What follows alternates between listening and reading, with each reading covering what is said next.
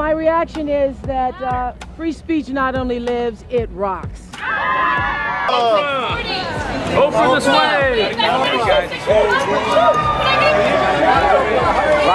Right here.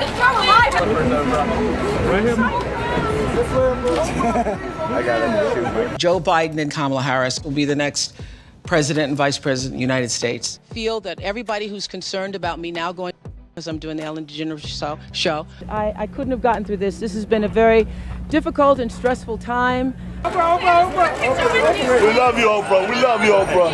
Okay, here we go.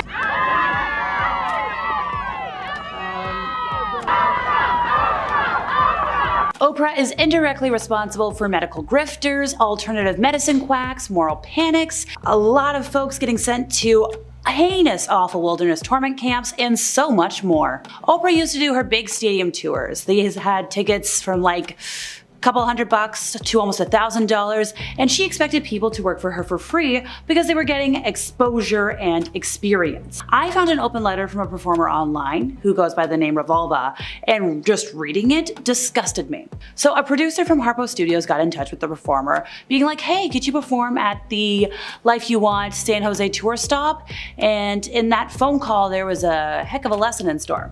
So let's summarize it, folks. Producer's like, hey, your stuff sounds great. Are you interested? And the performer's like, heck yeah, Oprah, Oprah. And then the producer's like, okay, so just to be clear, you'd be on a stage outside the event. And you know, just to be clear, Oprah will not be on that stage. Oh, and just to be clear, this gig isn't paid.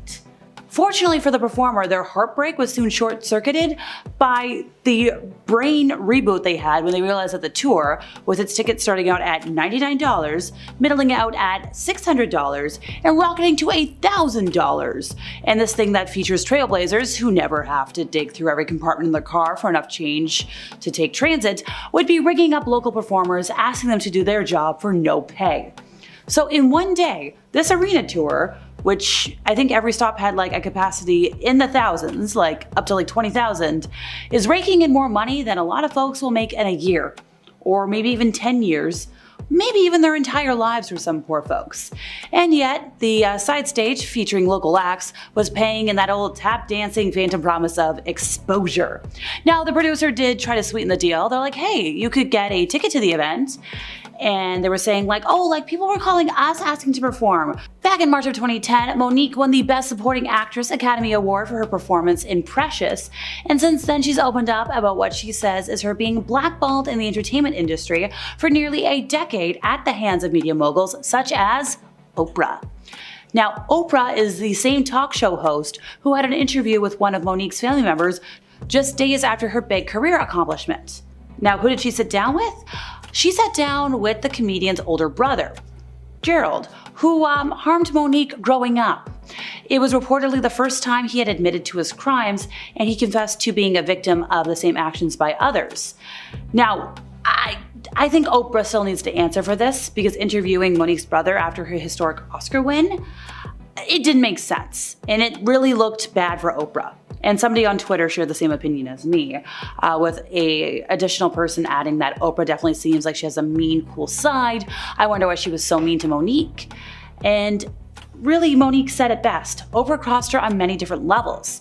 And she did reach out to try and be like, hey, what's going on? But the efforts to communicate just didn't work. Well, 3 years after the interview, she confronted Oprah at a celebration party for Lupita Nyong'o and was like, hey, Oprah was on her right. She turned to her and said, now I need to talk to you. And there was a bit of a hush in the crowd. And she said, since you don't want to return my calls for whatever reason, I'm just going to say this right here. And then she asked Oprah, why did you invite not only my brother, but my family on the show, even though I wasn't talking to them at the time? And Oprah was like, oh, I had no idea the entire family was going to show up. I just didn't know anything about that. If I did anything to offend you, I apologize. And that is the biggest load of nonsense I've heard all morning. Okay, folks, when you think of Oprah, you know the statement, you get a car, you get a car, you get a car. Well, somebody got a car and a nugget of wisdom as well. So a fortunate Oprah Winfrey fan who was one of the lucky audience members to be gifted diamond earrings, a luxury handbag, and a brand new car during the TV icon's favorite things giveaway is revealing what the talk show host said to the crowd once cameras stopped rolling. So she said she was in the audience of the Oprah Winfrey Show back in 2010 when she gave away Volkswagen Beetles for Christmas.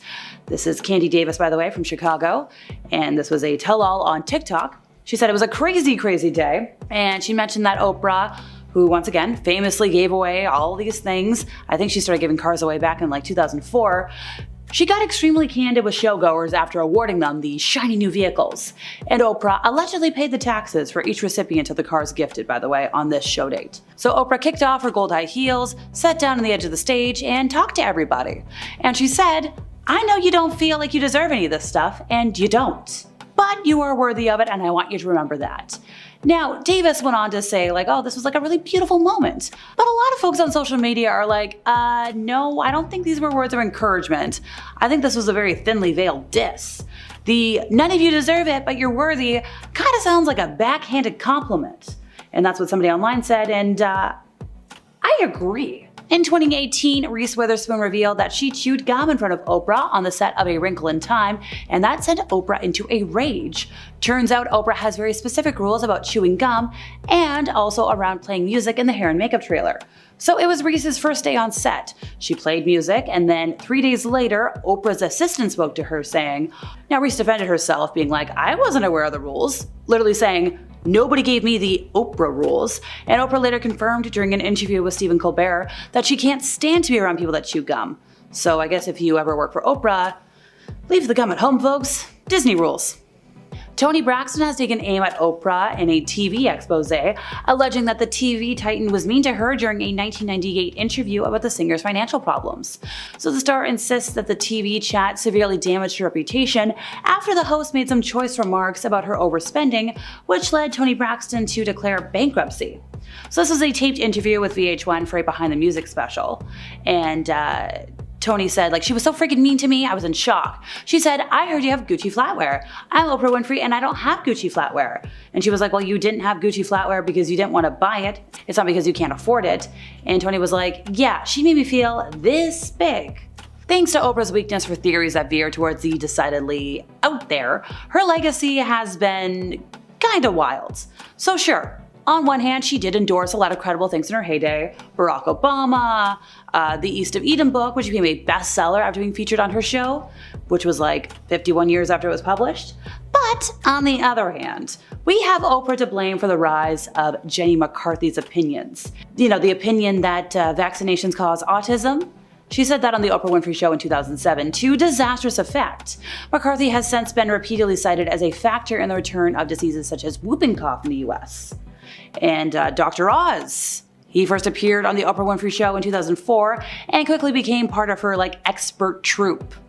Well, he dispenses with facts he doesn't find convenient, and he manifests an egregious lack of integrity by promoting quack treatments and cures in the interest of personal financial gain. He's more like a Kardashian than a surgeon, and according to some of his critics, which includes a lot of his colleagues, they argue that his endorsement under a medical banner of certain remedies is immoral. Now, Dr. Oz has argued that his show is not a medical show, and by that he's kind of saying that you'd be better off taking medical advice from Dr. Pepper. Cool, I'll take a cold one. So on air, Oprah was portrayed as this wholesome sweet lady for years. Turns out, if you ask her stepmother, Oprah is one of the most controlling people you will ever meet. Apparently when Barbara ever was in town and was like, hey, can I stay with you, Oprah? Oprah would be like, no, pay for your own hotel. But when Oprah is visiting Barbara, doors are wide open. On air, Oprah was portrayed as this wholesome sweet lady, but according to her stepmom, there's an unknown side to Oprah, one that she hid from her fans for, well, years. So according to Barbara, Oprah is one of the most controlling people you will ever meet. She claimed that when, she wanted to come and visit, Oprah was like, no, you're not staying at my house. You're gonna stay in a hotel, and I'm not paying for that. You better pay for that yourself. Also, apparently Oprah was quick to anger when it came to her staff, with a lot of folks being fired left and right over the years for, well, no reason. But here's the thing. Even though Oprah doesn't let Barbara stay in her house, despite being a billionaire who could afford to stay in a hotel, when Oprah goes to visit Barbara, Barbara allows her to stay at home. Which, Oprah's like, I guess. Apparently the first time Oprah stayed over at Barbara's, she allegedly complained that her bed sheets were not 1,000 threads and that her bath towels weren't big enough. Look lady, you've got how much money? You could bring your own towels, your own bed sheets if you really wanted. You don't have to make your family feel like a burden just because it's not up to your standards. Thanks to Oprah's weakness for theories that kind of veer towards the decidedly out there, her legacy isn't exactly spotless. Sure, on one hand, she has endorsed plenty of credible things in her heyday. Barack Obama, John Steinbeck's East of Eden, which became a bestseller after being featured on The Oprah Winfrey Show in 2003, like a whole 51 years after it was published.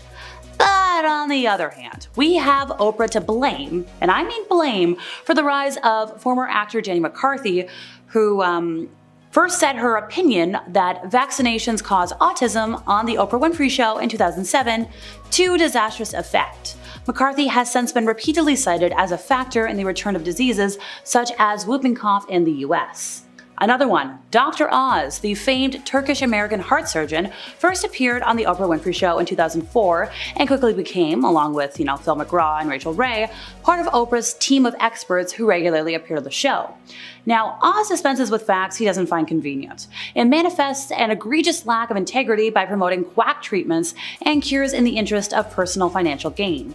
He's more like a Kardashian than a surgeon, according to some of his critics, which includes many of his colleagues, who argue that Oz's endorsement under a medical banner of certain remedies, ranging from the pseudoscientific to the downright kooky, is immoral. Now, he has argued that the Dr. Oz show was not a medical show. So, in other words, he seemed to be saying people would be better off taking medical advice from Dr. Pepper than from Dr. Oz. Alright, well, give me a can. The legend of Oprah Winfrey as an extremely poor girl growing up without a father, a too young mother who, Oprah claimed, carried with shame during pregnancy and then neglected her, spread like wildfire when Oprah began giving interviews in Chicago. She was like, oh, how they harmed me. I wanted to be white because I never saw white people being hurt. Now, she remembered her early years as lonely. She didn't play with anybody except for the pigs she rode without a saddle in her grandmother's garden. She mentioned, verbatim, the only thing I could talk to was the animals in the farmyard. I read them Bible stories. Apparently the years spent with a mother on welfare were even worse. They were so poor they couldn't afford a dog or a cat, so she had 2 cockroaches as pets. She put them in a jar, named them Melinda and Sandy, and she entertained her audiences with stories about fetching water from the well, milking cows, emptying the drinking pot. A fairy tale, really. She told stories about a grandmother who swung a switch, a grandfather who was quick with a stick, the people who raised her for the earliest years of life. She mentioned, oh, they harmed me. Oh, I wanted to be white. She mentioned this repeatedly, folks. She mentioned that her grandmother used to harm her all the time because allegedly it's an integral part of Southern tradition. The way folks were raised. You spill something, you get a thrashing. You tell a story, you get a thrashing. She mentioned that her grandmother could have done that all the time and not get tired. Well, here's the thing. Not everybody in Oprah's family agreed with this desperate upbringing. Her mother, Vernita Lee, when asked about her daughter's habits of self-dramatization, said, yeah, Oprah's a bit of a cold smoker. And Oprah's sister later dispelled the myth of immense poverty. Patricia said, of course we weren't rich, but Oprah exaggerated how bad it was for us. She guesses that Oprah did this because the viewers would love her, the audience would grow. But she's like, cockroaches were never her pet. She always had a dog. She had a white cat. She had an eel in a tank, a parakeet named Bo Peep, who she taught to speak. Where Oprah got that nonsense about growing up in filth and roaches, I have no idea. That was another statement made by her cousin, Catherine Carr. She's mentioned that she's confronted her. She asked, Oprah, why do you tell such lies? And Oprah allegedly said, that's what people want to hear. The truth is boring. Well, I don't know about you, but I just want to know the truth. So Oprah has been recently called out for using weight loss medication, despite being a long-time ambassador for Weight Watchers. Seriously. They're kind of synonymous. The famous talk show host has confirmed she uses an unnamed substance to help control her weight. In a revealing chat, Oprah said her latest slim figure is thanks to the medication and a healthier lifestyle overall. She's like, I now use it as I feel I need it, and she mentioned the fact that there's a medically approved prescription for managing weight and staying healthier in her lifetime feels like a relief, like redemption, like a gift, and not something to hide behind and once again be ridiculed for. In a conversation with People magazine, Oprah concluded, I'm absolutely done with the shaming from other people and particularly myself. However, some fans felt the billionaire philanthropist was feeling hypocritical. Once again, given she is a proud spokesperson for Weight Watchers. She's worked with them since 2017, if not before that. One social media user wrote, what I don't like about Oprah is she is clearly doing Ozempic, but yet she's still pushing Weight Watchers. And another person was like, okay, done with the shaming, but okay with lying. Others called out the star for letting folks believe she did it the old-fashioned way, asking once again, the party line for today, Oprah, why are you lying? So here's the thing. Confidentiality agreements are not uncommon in the world of Hollywood. Take Marvel for example. If you say something, if you leak a single line, a single name, game over for you. Poor Tom Holland. So in Kitty Kelly's tell-all book about Oprah, the author mentioned the confidentiality agreements that anybody who was going to appear on Oprah's show or work on her show were made to sign. So we're talking like, let's say Tom Cruise is on the show. He's going to sign one. If you make Tom Cruise a muffin and you're like within the vicinity of the show, you've got to sign one. So think about all the people over the years that have had to sign this. We're talking like over 500 people. So one former employee, Elizabeth Cody, tried to write a book about her time working for Oprah, but she was stopped by the courts, still being tied to the agreement she signed. So the NDAs were not just meant to be a way to keep, the show secrets safe, but all of Oprah's personal secrets. So according to Elizabeth, if you were anywhere in Oprah's life, you had to sign one of those. And Oprah was like, hey, I feel kind of, restrained after signing the paperwork. She's not the only one. In 2010, Unicus Performance Training filed a lawsuit against Oprah and her company Harpo, claiming they never got paid for a workout program they were developing. UPT said Harpo fired them for violating the terms of their confidentiality agreement, after UPT sent out a mass email promoting their upcoming appearance on Oprah's radio show. Well, turns out, according to the confidentiality agreement, UPT wasn't allowed to use Harpo's name, Oprah.com's name, or Oprah's name for any advertising or promotional purposes. Unless, of course, they wanted to get the axe, even though they were literally just promoting their appearance on her show.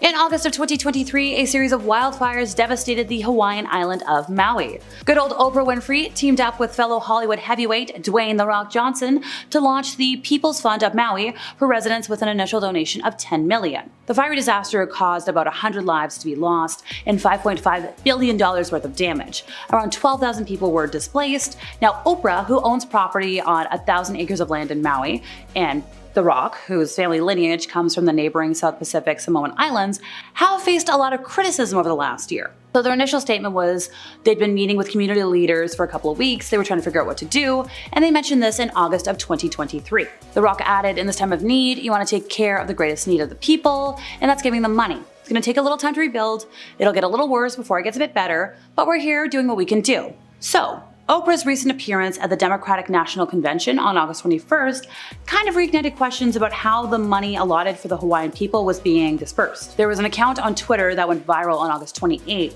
claiming that Oprah donated $150 million to the Kamala Harris campaign. And while Oprah did endorse Kamala for president, folks were like, hey, so where's all this money going? While the older generation loved Oprah Winfrey and what she stood for, people are now seeing the dark side of the star, from hoarding her $3 billion to help cover up crimes. Here are warning signs that prove she's evil. Starting off with the most recent event is her Maui Fund. Dwayne Johnson and Oprah Winfrey launched the People's Fund of Maui, a fund intended to put money directly into the hands of adults displaced by the deadly wildfires that had ripped through Hawaii in August 2023. According to the pair's Instagram post, every adult resident who was displaced by the fires was eligible to receive $1,200 each month from the fund. Now, the pair noted that they had kicked off the campaign with $10 million in donations and asked others to help by contributing further. After announcing the fund, the pair then drew criticism from some people on social media who questioned why they were not contributing more of their personal wealth. One person on TikTok called their video tone deaf, and some commenters questioned why the pair, as wealthy celebrities, were asking others to give instead of donating more themselves. "We can't afford it, but you can," one person commented on their video on TikTok.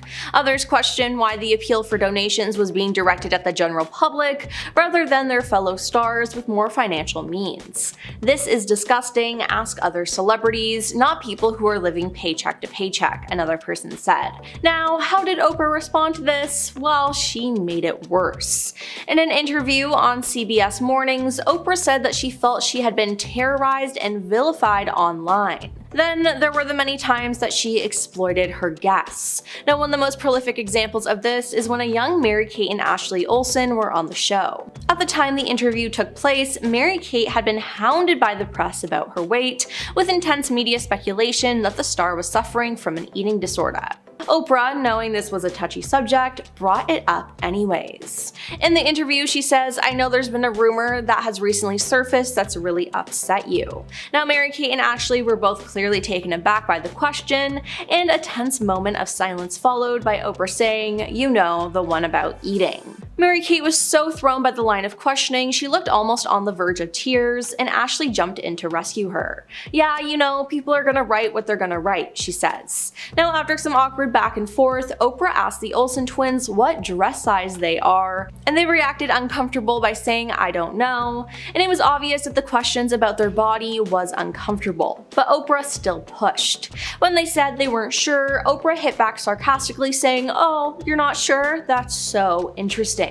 Another time she's been called out for not being sensitive was when she did an interview she did with Dolly Parton in 2003 that has resurfaced, with people questioning the star and her interview tactics. Some people have questioned about what Oprah was asking Dolly, how she was asking, and what exactly her goal was by probing for personal information. In the first video, Oprah asked Dolly how she's able to look so good for her age, and Dolly gives a funny answer. Now Oprah presses her harder though, noting that Dolly has been open about having cosmetic work done.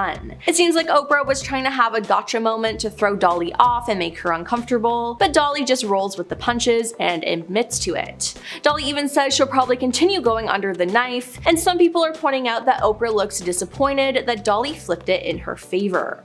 A second clip from that same interview popped up as well, and Oprah dives right into a heavy subject, saying she heard Dolly fell into a huge depression at age 40. She doesn't really approach the topic with any sensitivity, and that's rubbed people the wrong way. Then there's the strange people she's had on her show. In 2007, Oprah brought Jenny McCarthy, the Playboy model and actress, onto her show to talk about autism. Jenny's young son, Evan, had suffered a series of seizures when he was young and was later diagnosed with autism. Jenny was then adamant that vaccinations Evan received caused his autism. Now, Oprah gave her story a platform and unwittingly started the panic we know today. During that interview, Oprah never challenged Jenny's views either, and Jenny had no scientific evidence to back this claim up. Then, if you didn't know, Oprah has a book club, and she added James Frey's book, A Million Little Pieces, to the reading list. Now, when James was promoting his books on talk shows or other media outlets, it was referred to as a memoir. But large parts of the story were later found to be exaggerated or fabricated,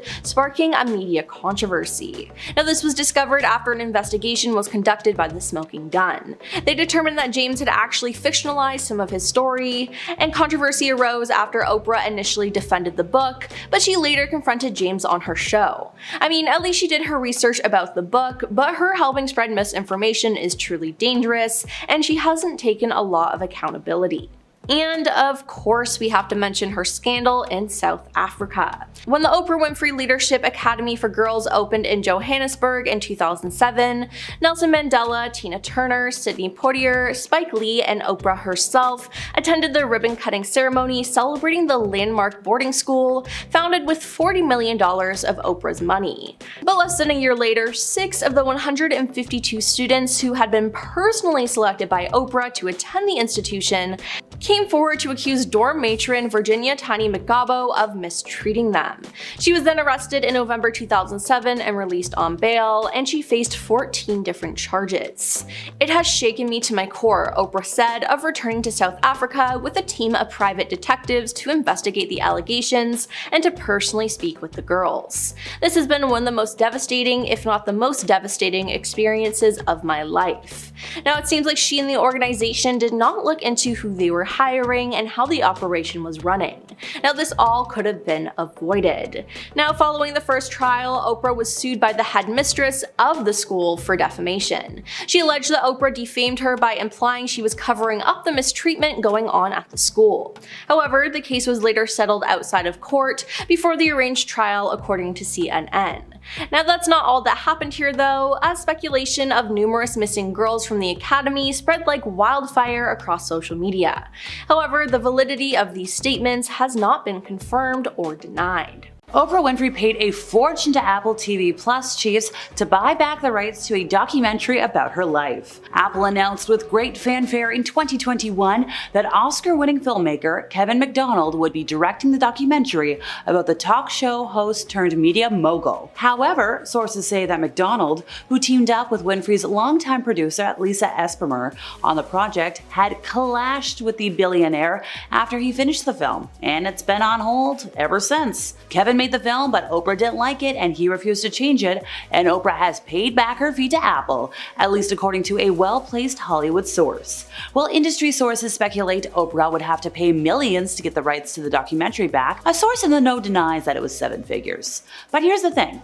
Oprah's documentary is not the first high-profile release to be put on ice. Netflix's years in the making Prince documentary is being held hostage due to objections from the 7-time Grammy winner's estate. Looks like documentary making isn't exactly profitable these days. Oprah's been rightfully called out for using weight loss medication, despite being a longtime ambassador for Weight Watchers. The famous public figure has confirmed she uses an unnamed substance to help control her weight.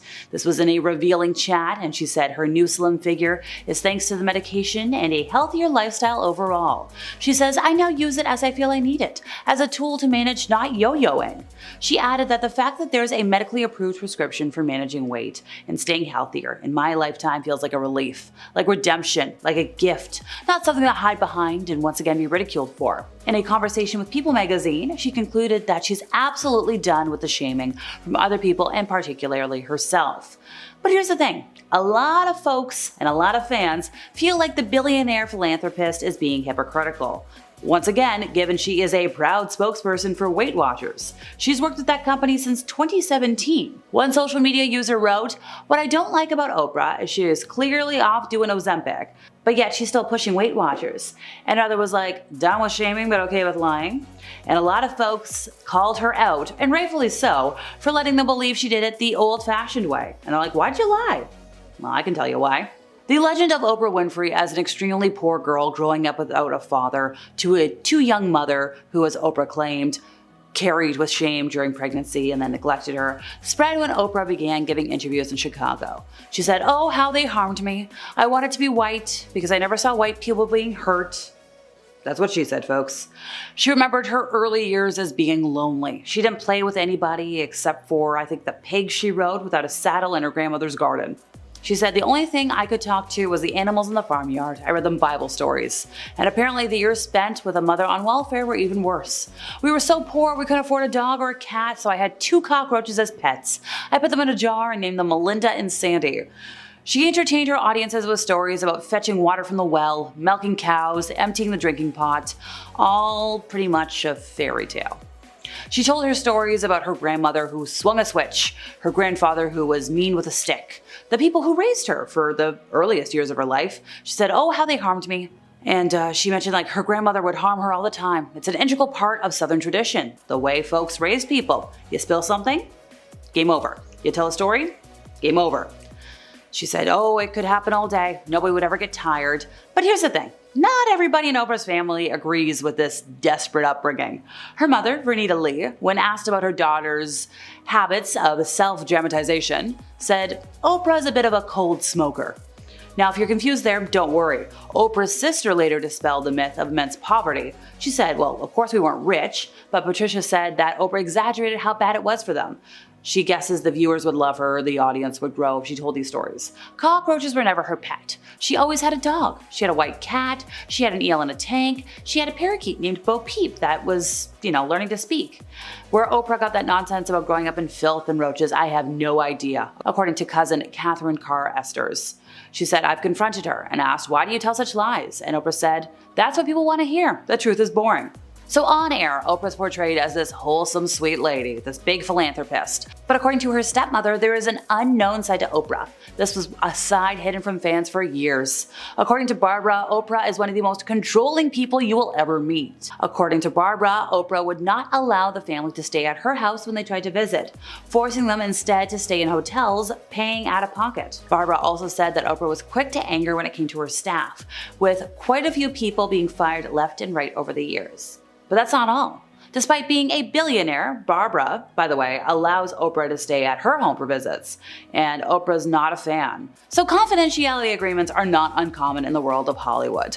Look, Marvel will literally have somebody take you out if even a single line leaks to the public. Well, in Kitty Kelly's tell-all book about Oprah, the author mentions the confidentiality agreements that coworkers and guest stars had to sign to be on any of her shows.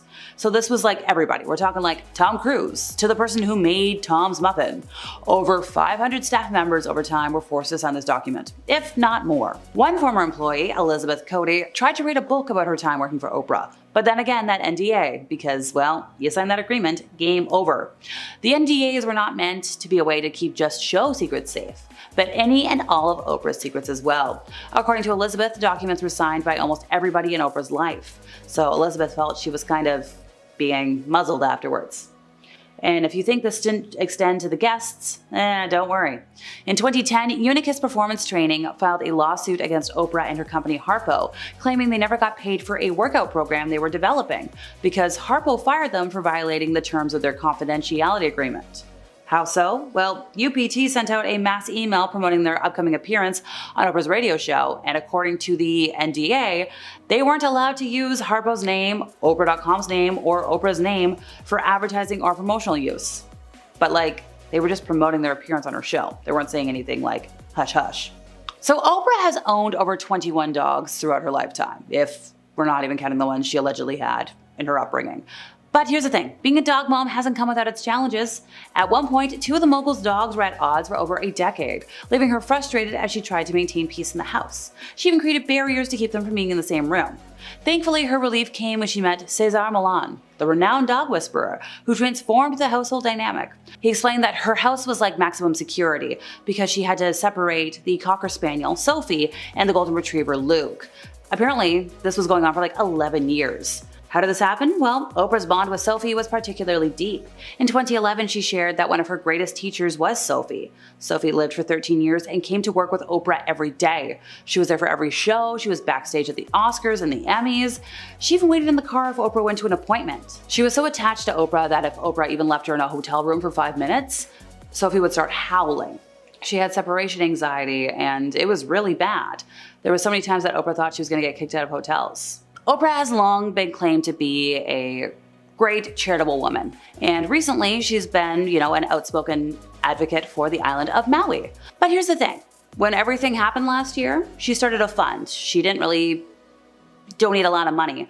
She was asking for you to give her your money to help everybody else. And a lot of folks were like, hey, why aren't people speaking up about this? Why aren't we calling Oprah out for being a phony? Folks were like, well, she's only really doing this because that's where her vacation home is. She doesn't actually care.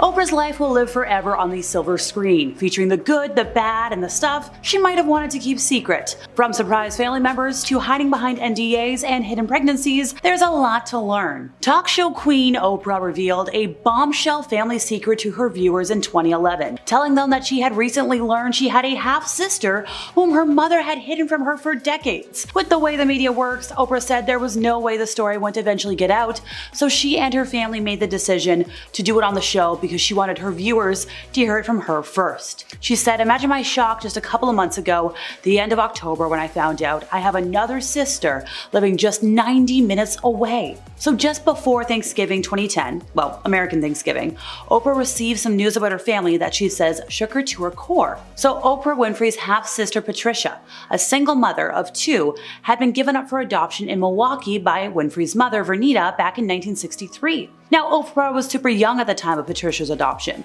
She was living with her father in Nashville. She had no idea her mother was even pregnant. So Patricia was born on April 26th, and from the moment she came into the world, her life was far from easy. She was put up for adoption at birth, and apparently she was left in the hospital for about a month. And then for the next 7 years of her life, she bounced around from one foster home to another before finally being adopted. And all that time, she longed to be reunited with her mother. She had some disbelief that she didn't mean to put me up for adoption. She would just always wish that her mother was going to come back and get her, said Patricia. Then as she got older, she knew that wasn't going to happen. When Patricia was 17, she gave birth to a daughter, Aquarius. 6 years later, she had a son, Andre, and mentioned that her whole goal was she wanted her offspring to, be able to look at her, to see her, to be with them. She spent the next 30 years raising her descendants on her own. What she was grateful for was the people who she had in her life, the people who gave her strength, the people who loved her. She doesn't regret the fact that her mother gave her up because that wasn't the way her life was supposed to go. That was. So Oprah, on the other hand, had two siblings, a brother, a sister. Sadly, at the time of all that, they had already passed away. And Vernon, Oprah's father, is not Patricia's father, by the way. So Oprah said on her show, for the most part, her life has been an open book. On her show, She's Seen Everything. She thought nothing could surprise her anymore, but she was wrong. She described learning about her half-sister as news that shook her to her core. It left her speechless. Now, Patricia said she first discovered her link to the media mogul in 2007 after a lot of years of searching for her mother.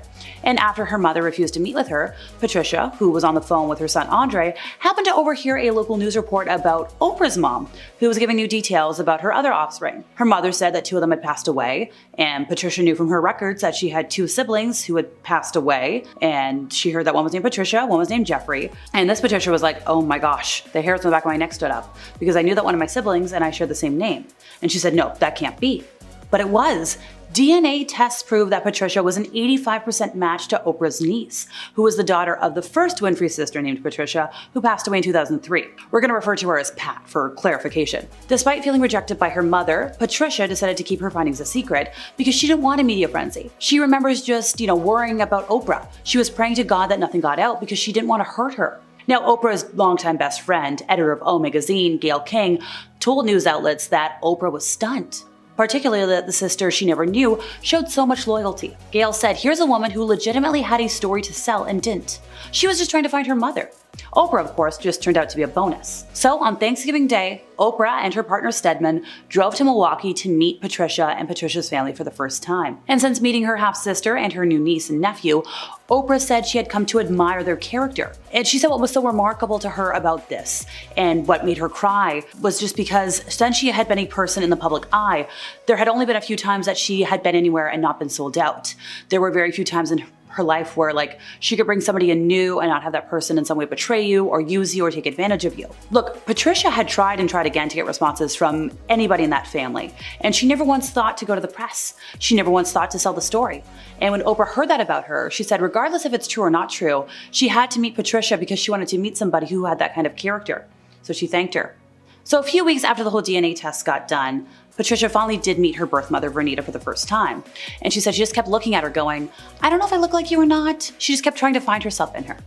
But there's no questioning how much Patricia looks like her half-sister Pat. Now, Pat's daughter Alicia says that meeting Patricia was one of the best gifts she ever could have gotten. Krishanda, Pat's other daughter, first heard about Patricia from Alicia, who then sent her a photo of their newfound aunt. And Krishanda said that when she saw the picture, she just knew it was true. Before even the DNA test, she just knew. And for Krishanda, getting to know Patricia was an emotional process. She said that she knew she had her own personality, her own gifts, but for her, it was a constant reminder of the goodness that Pat represented and personified. Pat had a lot of demons that prevented her from being her best self, and the whole family knew about that, but they feel like Pat speaks on through Patricia. And Oprah did agree that this was closure for her sister who had passed away. But this wasn't Oprah's only epiphany. Turns out when Oprah was younger, she had become pregnant, and that was her big secret. She'd been harmed before that, she became pregnant way too young, and then she was sent to live with her father. And her sister, Pat, went to the tabloids and sold that story. And that caused a big rift between Oprah and Pat because, well, being sold to the tabloids. So when Oprah had left the home of her mother the other day, when she had met Patricia, she realized all of this was a gift to her. Because Pat going to the tabloids, telling Oprah's secret, was a gift in a way because it released Oprah from the shame that her mother still carries, from her mother refusing to meet with Patricia. Oprah was thinking had Pat not sold her story, Oprah would still be exactly where her mother is, stuck in the shame of her secrets. Now, despite the difficulties she faced, Patricia never gave up trying to contact her biological family. She knew that she needed to get it out or get in touch so that nobody else would release that news. So when Oprah asked, why didn't Patricia want to, tell her story, sell her story, get that closure, and Patricia said, it's not fair. Number one, because it's family business, and family business needs to be handled by family. And when Oprah replied that, well, now it's out there, Patricia said, yes, but it was handled by family. It shouldn't be handled by anybody else. That wasn't fair, and it wouldn't be fair to Oprah. So Oprah has other secrets as well. She's a big fan of NDAs. But here's the thing, confidentiality agreements are not uncommon in the world of Hollywood. Marvel is very well known for this. If you leak something, we're looking at you, Tom Holland, you're in trouble. Everybody's got to sign one. We're talking if Tom Cruise was on the show, he had to sign one. If you made something for Tom, or if you were one of Tom's entourage, you had to sign one. I think over 500 staff members over the years have had to sign an NDA to work with Oprah. One former employee, Elizabeth Cody, tried to write a book about her time working for Oprah, but was stopped by the courts because she was tied to that lovely NDA. Because these non-disclosures weren't just meant to keep show secrets safe. This was also for Oprah's personal, privacy, which I get it. According to Elizabeth, Anybody in Oprah's life had to sign one of these. But Elizabeth felt kind of, muzzled by all of this. And she's not the only one. In 2010, Unicus Performance Training filed a lawsuit against Oprah and her company Harpo, claiming they never got paid for a workout program they were developing for the company. UPT alleges that Harpo fired them for violating the terms of their confidentiality agreement. Why? And how? Well, UPT sent out a mass email. They were promoting their upcoming appearance on Oprah's radio show, and according to the confidentiality agreement, they weren't supposed to do that. They weren't allowed to use the name of the company, Oprah's name, Oprah's website name, anything for advertising or for promotional purposes, unless of course they wanted to get fired, even though they were just promoting their appearance on her show.